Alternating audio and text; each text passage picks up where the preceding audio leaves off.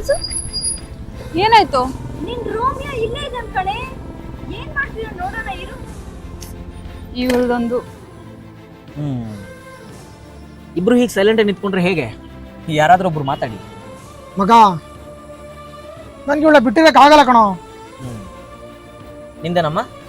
Family respect ಅಣ್ಣ. ನಂಗೆ ಏನು ಮಾಡ್ಬೇಕಂತ ಗೊತ್ತಾಗ್ತಾ ಇಲ್ಲ. I am totally confused. ಈ ಲವ್ ಮಾಡುವಾಗ ಇಲ್ಲದೆ ಇರೋ ಕನ್ಫ್ಯೂಷನ್ಸು, ಜಾತಿ, ಫ್ಯಾಮಿಲಿ ಇವೆಲ್ಲ ಮದುವೆ ವಿಚಾರ ಬಂದಾಗಲೇ ಯಾಕೆ ಬರುತ್ತೆ? I respect your decisions, but ಇವನ್ ಲೈಫ್ ಏನಾಗ್ಬೇಡ. ಇವನ್ಗೊಂದು ಮನ್ಸಿದೆ ಅಲ್ವಾ? ಸರಿ, ಇವಾಗ ನಿಮ್ಮ ಅಪ್ಪ ಅಮ್ಮ ನೋಡಿರೋ ಹುಡುಗಂಗೆ ನಿನ್ನ ಕೊಟ್ಟು ಮದುವೆ ಮಾಡ್ತಾರೆ ಅಂತ ಇಟ್ಕೊ. ಅದ್ರ ಹಿಂದೆ ಇರೋ ಉದ್ದೇಶ ಏನು? ನನ್ನ ಮಗಳು ಸಂತೋಷವಾಗಿರಲಿ ಅನ್ನೋದೇ ತಾನೇ.